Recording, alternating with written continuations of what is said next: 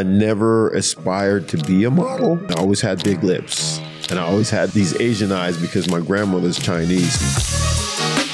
Every cute guy I knew growing up wore Polo Sport, and I think that was in part because of you. I would be on a high from going to an audition or being on set and then having to go back to the neighborhood and have to worry about this guy trying to kill me. There's a fragrance that drives everybody crazy, and I think that's the one that drives me like, woo, come here, girl.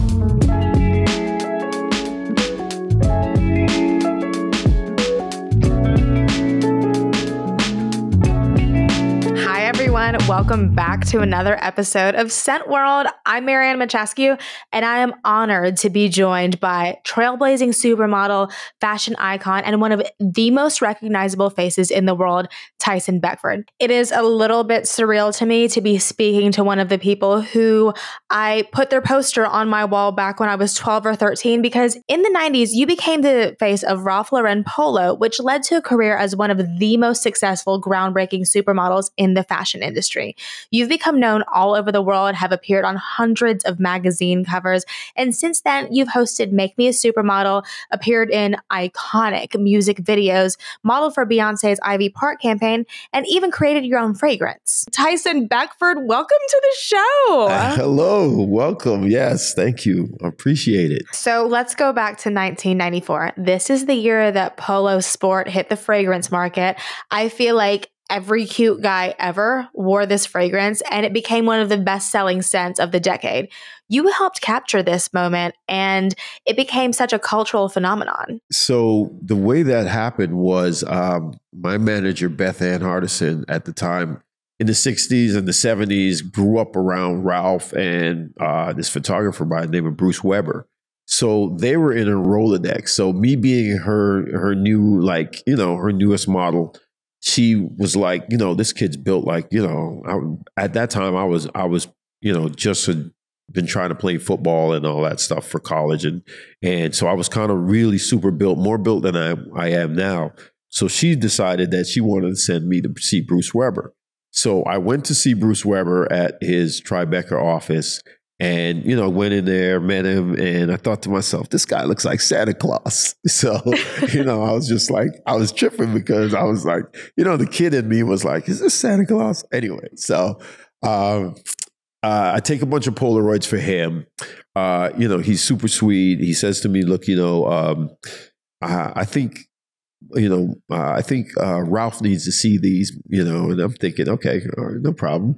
So I leave his office, go back to the agency, which was around the corner at the time. And next thing you know, I got a casting for Polo Ralph Lauren. So Polo Ralph Lauren is basically the blue label. So I go up there and it's kind of suits and stuff. So I get there and they're like, wow, this kid's kind of buff. He's, you know, might be a little bit too big for these suits at the time. So then they tell me, you know, to come back next week, Thursday, you know, I'm like, yeah, whatever. I've heard that before.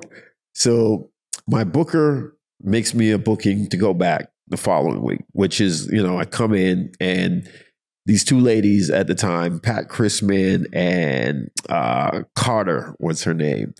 So they've been working at the company forever. So I went to see them. They give me this tank top, and on the front of the tank top says Polo Sport, which I grew up a polo kid. So for me, I'd never heard of Polo Sport. So I asked them, I said, what is this? They said, oh, it's something new. Can you try it on? So I put on this tank top and, you know, it's kind of, you know, it's fitting. It's on me. It's like on me. So I'm like, okay, I'm thinking to myself, is this too small? Because at that time we were wearing everything baggy, but they were like, no, it's fine. So they take a bunch of Polaroids of me, and then they have me take another set, like with no shirt on or whatever. So then they say, can you wait a minute? And I'm like, okay. So they go upstairs to Ralph. I'm not thinking it's the Ralph Lauren. So they go into his office and I don't know what was said, but they come downstairs like two giddy schoolgirls. I mean, these are grown women. So I'm like, okay, what's up? They're like, oh, yes, thank you for coming in. We'll be in touch. So I go downstairs, not thinking anything of it. At the time, the offices of Polo was at Madison. So I'm just window shopping on my way, walking down, back downtown. my phone rings and it's my agent, and he's like, yo, you booked the Ralph Lauren campaign. I was like, I booked what?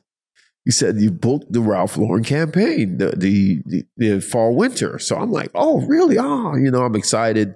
So boom, I shot that's where the iconic photo of me comes out, with me in a red USA sweatshirt. So I take this picture on top of this mountain with these different guys, and shot by Bruce, and that I forgot to take my hoop earring out, and they didn't notice it. We shoot, and the next thing you know, this thing comes out in Vibe magazine. I'm standing on top of a mountain wearing this USA sweatshirt and this hoop earring. Everyone's like, oh my God, Ralph is so advanced. He's got a black guy and he's wearing an earring, and it's, so none of that was ever anything that was ever done before.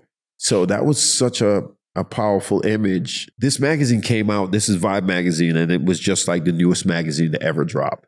So that picture was in there along with another picture with 4 other guys. And my life changed instantaneously that day, because Vibe had been giving the magazine out. Were doing some kind of promotion in the area, and people started looking at me. I'm just wearing like a tank top, cut off jean shorts at the time, and some Timberlands. I'm just, pretty much doing the 90s New York swag. And people were just like running up to me and saying, hey, is this you? And I was just like, because they didn't give me, back then, they never gave you a heads up that, oh, this is getting ready to come out. So they dropped it in August, and my life changed from that point on. So it was just, it was unreal. It was definitely unreal, because all my friends then turned to bodyguards and was like, he's not taking pictures. He's not giving autographs. Leave him alone. So that was like the most memorable moment that I can remember when the Ralph Lauren stuff started coming out. I remember it was that ad, and then the Polo Sport ad, which was like 94. And I remember seeing it in the magazines, and you were everywhere. Like your face was everywhere. What did that feel like to pass by and be like, well, that's me? It was crazy, because every time I saw it, it would be like seeing it for the first time. For the fragrance, that just, they put so much behind it, and they were just like, how would you do this? And I'd be like, I'd give them this heroic stance like you see right there. And then that was pretty much it. Herb Ritz shot some of the stuff. Stuart Shining, so many different photographers, put in for some of this stuff. And it was just like consistently every single pose that was taken was me, just being me. Like, I was thinking about it. Maybe this one I was thinking about, man, what am I going to do when I get off work? But there was some shots that were so intense that, some of these photographers would give me such inspiration that my mind would go different places. And I would just think about, how heroic the clothes made me feel. Like wearing this one right here, the 96 Polo Sport line drop. That was just like, it was such an inspirational. I think we shot this on South Beach here in Miami. And it was simple. You never know what life's gonna toss at you. Sometimes you gotta take a punch. Sometimes you gotta stand up and be yourself. And then after that, it was just like the brand wanted me to top every single photo. So it got to a point where they were asking me, how would I do it? How would I pose? What would I do? So it made me feel like, okay, they really care about, my input on how this looks, because I definitely wasn't doing anything fancy in that photo that you just saw, but it was just the iconic stance of looking off somewhere and smiling. And that was something that Bruce Weber would always capture. And it just, it would send, shockwaves through the African-American community, the Asian community, the Latin community, because I represented so many different backgrounds of people. And it was just such a change for fashion. And fashion was in need of a change at that time. Yeah. And you were saying before we started recording. You have this amazing shirt on. You like to bring that Jamaican flavor into everything you do. How does your background kind of influence everything that you've been doing? I think my background influences everything that I do because I mean, I always had big lips and I always had these Asian eyes because my grandmother's Chinese. So in Jamaica, we have a lot of mix of Chinese and Indians from India who came over as indentured slaves. So my grandmother's parents came over from China and, you know, they got to Jamaica and, you know, it was a better life for them outside of China. So that's how these, you know, we have so many mixes in Jamaica. I mean, if I break down my whole mix, it's crazy. So are you ready for it? I am. I'm ready. Okay, Let's do it. So I'm Jamaican, Chinese, Panamanian, Spaniard, Dutch, and Portuguese. Wow. And I love that you know so much about your background. I'm half Filipino and half Ukrainian. And for my parents in particular, it was really important for myself and my brother to know about our background and where we came from. Yeah. And that's where my physical build comes from because I'm pretty much built like all my uncles. I love that. The genetics are strong. Yeah. The genetics are strong in my family for sure. What was the first fragrance you remember like splurging on, like spending a lot of money? Like this is going to be like my luxury item. Ooh, that's a tough one. I think any one of the Tom Fords. Any one of the Tom Fords. So if I was to take a mental photo picture of fragrances I have, I've got all the Ralph Laurens. I have pretty much all the Tom Fords. I just got a gift for like Christmas last year was Creed, which I was like really surprised that I was going to like it as much as I do. I'm big on the Dolce & Gabbanas. I've got so many different ones. And then there's these new ones now that are coming out that are like unbelievable. Like Prada has one that's like to die for. And then, you know, you have you got some like one that reminds me of the 90s is Calvin Klein Obsession. Oh, such a classic. It is such a classic. Like that is something, if I see it, I'll buy it. But I haven't seen it lately, so. Well, awesome. Why don't you take me back to the beginning of this illustrious career and this kind of empire that you've crafted? I hear that you were discovered while you were just sitting in Washington Square Park minding your own business. So 91, I ran into two people, Eric Lauren Council and his assistant in Washington Square Park. And they were shooting for an editorial in the magazine. And I guess the model that they had hired, the male one, wasn't available. So I've never shot in a magazine. I didn't know what I was doing, you know. So they talked me into it. I shot it. So it came out. So a few different designers inquired about me, and you know, I kept getting these calls about different little shows throughout New York. And you know, at the same time, I was studying to be an actor, and I was going to a acting school in New York called HB Studios. So I was just doing classes there whenever I would make some money, because I was at that time I was doing, you know, I was a waiter and you know, I was just doing different odd jobs here and there. And one of the things that pushed me was my uncle, and he pushed me to go. One of these uncles that I got this physique from. He was pushing me to do it. And I was just like, you know, I hope it doesn't interfere with my trying to be an actor. And he was like, no, this is basically having an 8x10 in every magazine. And I looked at it like that. And I said, you know what? Okay, I could do that. But never did I think that the fashion side or the model side would take off like it did. You know, so I kept doing like little shows here and there. I was kind of shy back then. And then to be out in public half naked was new to me as far as in front of crowds. But you know, growing up in Jamaica, you know, constantly at the beach, you know, you're in shorts and no shirt and flip flops. So I was used to that part of it, but not ever being used to a part that you know, had me in front of crowds and stuff like that. So that was kind of new for me. And then I was watching like different TV shows at the time, and I think Arsenio Hall had this actor on there by the name of Kadeem Hardison.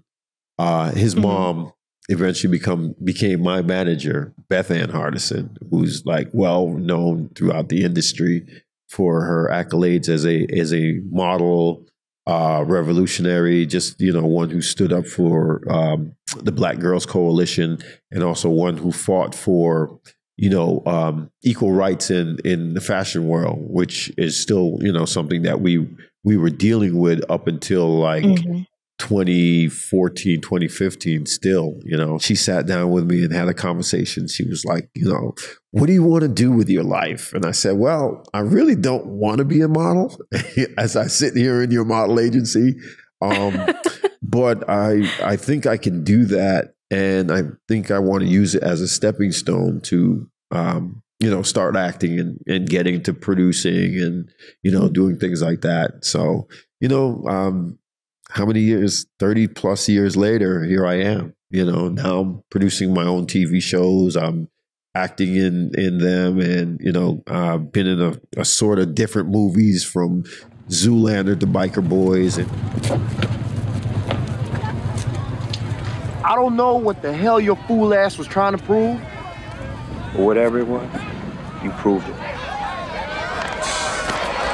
And just, constantly evolving. Now, I don't do a lot of fashion, and I keep telling people this, and they still like, oh my God, you're still the GOAT. So I just was like, all right, it's time to step down, let somebody else have some of this glory, and, move on with my acting career. So the acting career just took off, and I'm producing a show based off of my life called Pretty Boy. So Pretty Boy is based off of a young man whose family comes from the Caribbean, Jamaica. He's trying to make his way through life. He's going to community colleges, and he then embarks on something that his brother's involved in. His brother's involved with a Jamaican cartel. So it's kind of like it, loosely based off of my life, but there's a lot of elements to it that I think people are going to be really shocked to find out that I went through that. I was kind of juggling this street life / industry life, which a lot of people in the industry had no idea that I was in there like that. But the street guys knew it, and the street guys were just kind of like, we want to keep him. It's like whenever one of us made it out of the street, they were all cheering for you because they knew that, there's only a certain time, a window in the street life. You're going to either end up dead or locked up. There was days that I would be on a high from going to an audition or being on set and then having to go back to the neighborhood and have to worry about this guy trying to kill me, this guy trying to cut my face, or this guy trying to rob me. So it was kind of like I had one foot in one and one foot in the other. Another street name that I had was Two Guns, because I always carried two guns, and I had always something in the backpack. I always, if a lot of people in the industry remember always seeing me coming to parties, I always had a backpack on, and mixed into that backpack was like clothes or whatever, but it was mainly just to cover the guns that were in there, because even though I was at an industry party, I still had to go home. I still had to face that. And sometimes I'm leaving Manhattan to go to the Bronx at 4 a.m. or I'm leaving Manhattan to go to Brooklyn or Queens or whichever borough I was living at the time, but it was surreal. It was just like out of a movie. And that's how, the Pretty Boy script came about. I can't wait to see Pretty Boy. It sounds like it's going to kind of outline a lot of big breakthrough moments in your life, a lot of really amazing career moments. Do you think that your experience working with Ralph Lauren, especially on those fragrance campaigns, kind of shaped your taste in terms of fragrances? Or do you think that, Oh yeah, totally shaped my I was, as we say, your palate is very different. It's like going to a fancy restaurant for the first time, and you're served like this 5 to 8 course meal, and you're just like, your palate changes, And I think all the years of traveling the world, that's why I always urge people to get a passport, see the world, because I always feel like the people who don't know what's out there are very close-minded, and they don't know what to think. And it's like, no, you got to go around the world, meet people, see what other cultures are like, taste different foods, smell different spices. That's living. That's truly living. To sit in one country and never leave. And, I got friends who never left the Bronx, never in their life, and they're grown, never left the Bronx. And I'm like, yo, how could you do that?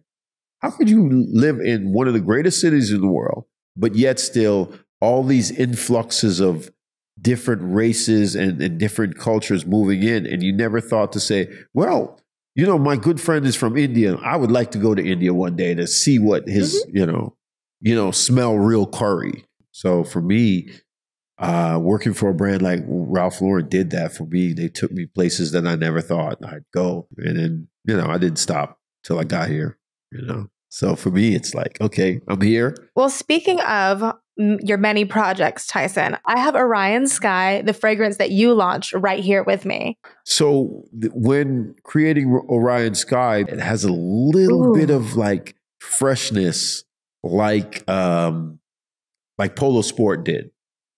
So I wanted to create something that was going to pay a little homage to that, and also something new, something that I was wearing at the time. So then the contract ran out with the producer, and then we just kind of I had extra bottles left, and I just gave them to friends and family, and everybody's like, oh my God, this thing is amazing. Why are we not doing it anymore? I was like, long story. So no, I was going to say, Tyson, it's a beautiful fragrance. I definitely get the freshness that is kind of the Polo inspiration, but there's like a black pepper moment. It gets a little bit warm and like sexy. Spicy. I love this. Yeah, we definitely tried to bring some of the my Caribbean flavor into it. So, I love it. I still wear it to this day. So I made sure I kept a stash for myself. Oh, for sure. So yeah. People always ask me, what is it? I feel like also with your experience in the industry and being in some of the makeup chairs of the greats, like you probably took a fair amount of knowledge that you kind of just picked up along the way. I mean, what's going on. What do you think is some of the best grooming or skin or like beard and hair advice that you picked up from some of the pros that you've worked with? There's so many. I mean, I could probably do a whole, blog on just little things every day that I picked up over the industry, and, how to take care of your skin. Like men should be using a night serum. You shouldn't have a problem, because if you think about it, if you're shaving all the time, you're constantly tearing away at your skin. Night serum, get an aloe plant for your house. If you're someone who shaves and get yourself lined up, use the aloe to heal your skin. A lot of times I'll put an aloe mask on just to keep that, keep my skin glowing and fresh. And, also these derma blades, I use it because here we get a lot of sun. So I'll constantly get a suntan. So I'm scraping the dry skin. Because we're a fragrance podcast, and because I'm a woman in the world, I have to ask, what are some of your favorite fragrances to smell on a woman? Ooh, Gucci's got one right now. I don't know the name of it, but it's in a pink bottle. Oh my God. Every time I go to Europe, and, if I'm dating somebody at the time, I'll pick some up for her. Like, hey, I got you this. Because like every time I smell it in the store or smell it on someone passing by, I'm just like, oh my God. It just makes me, I don't know. There's a fragrance that drives everybody crazy. And I think that's the one that drives me like, woo, come here, girl. I think it's Gucci Bloom. Yes, it is. Oh my gosh, yes. Oh my God, I love that. And look at the price. Come on, fellas, get your woman that, okay? You will thank me later. I mean, hello. It's Tyson approved. Thank me later. Yep. So we are moving into our Scent Connection segment, which is our rapid fire segment where we're going to go through big career moments for you, Tyson. And I would love for you to tell me how you would bottle it up, what this moment would smell like. Are you ready to play? Yes. Let's do it. Let's do it. Okay. The first moment is being named one of People Magazine's 50 most beautiful people in the world. What would that smell like? Ooh, that would have to be ruggedly handsome. A fresh scent, and something that's not too strong and not too weak, but it stays with you all day. That's I like it. That would be that scent. Yeah. Okay, I love that. So the next moment is appearing in Toni Braxton's hit video, Unbreak My Heart. Okay, wow. Okay, that's a good one. So it'd be something, I don't know if you remember a scent called Cool Water. Yes. So it would be something like a Cool Water, but an elegant version of that, if that makes any sense. No, it does. And Cool Water is so of that time as well. I love it. It's such an OG scent. Yeah. So next up is co-hosting Make Me a Supermodel. Shannon, we cannot make you a supermodel. What would that era smell like? Oh, that era would be more like, I would say more like a Dolce & Gabbana kind of. Ooh. Not a musk, but a spicy, more grown man kind of. I'm in the suit. I need to be. I need to be assertive. I need to be.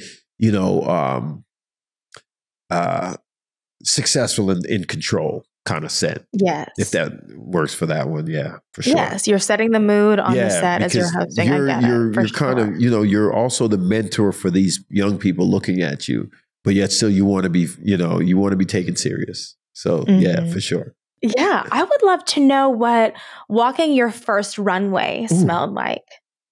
Oh, wow. Wow. Well, the walk felt like, I was a little nervous, but once I got out there and got a response from the crowd, I would say confident, sexy, alluring. That if you could put that in a scent, that would probably be what I would be wearing that day.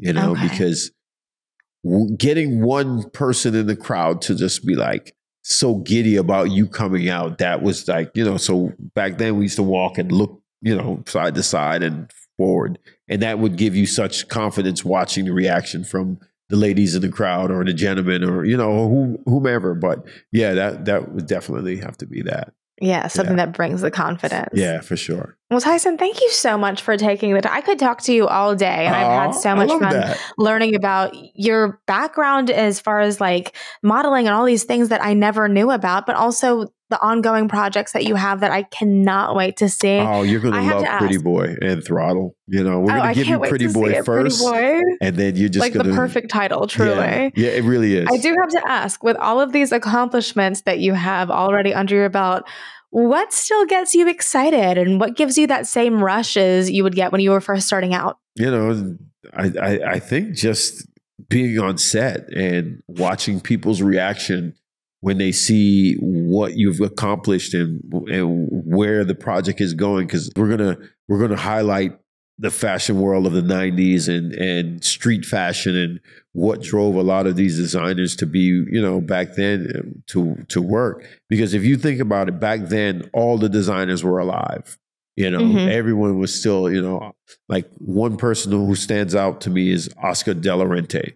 Like always running into him somewhere and him just stopping and talking to me, and it was just surreal, And there was so many other designers just like that, running into Jean Paul Gaultier, and that was another fragrance that I also fell in love with. And that's such a classic. And he wanted me for that ad campaign, but I signed with Ralph, so that was And then back in the day, I did a campaign for a German brand called Joop.